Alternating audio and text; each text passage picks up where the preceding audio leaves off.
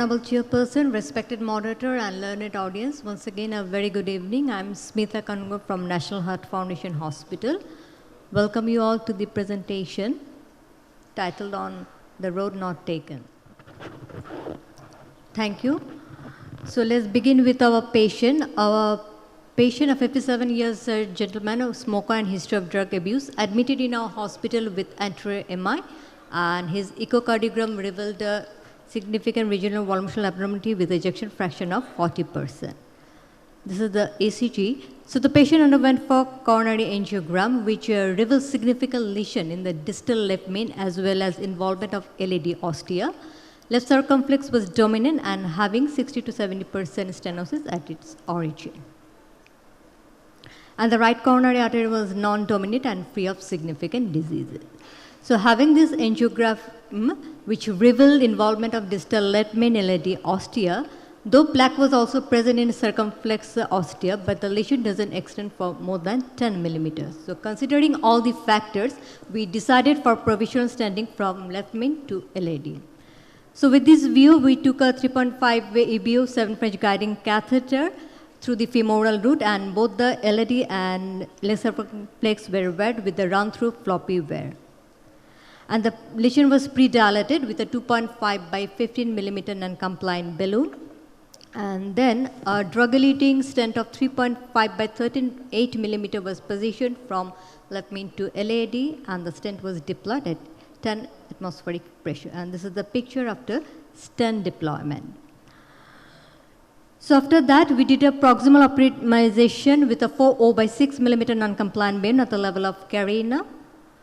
And then the LCX wear was removed and re-weared with through the distal strut with a floppy wear, and the stent strut was opened with a 2.0 by 15 millimeter. Then we did a kissing post-dilatation of the LAD stent with a 3.5 by 15 millimeter non-compliant balloon at about 16 to 18 atmospheric pressure, and kissing balloon dilatation was done with a 3.5 by 15 millimeter and 2.75 by 15 millimeter non-compliant balloon from left main to LAD and left main to LCX respectively. So after the kissing balloon inflation, we noticed significant plaque shift to the LCX ostium. And then we carried out the IVA stud, and which revealed in the IVA study the stent in the LAD and proximal part of the left main was nicely apposed and well dilated. But in the portion of distal left main at the level of LCX ostia, we noticed there is a significant plaque burden as well as there is some degree of stent strut deformity. So at this point, we decided to change our strategy and step up to culotte as a bailout technique. So with this view, we removed the LAD wear, and a 4.0 by 15 millimeter drug-eluting stent was positioned from left main to L6, and the stent was deployed. After the stent deployment, stent balloon was slightly pulled back and inflated with a high pressure, and then the LAD was again reweared with the run-through floppy wear.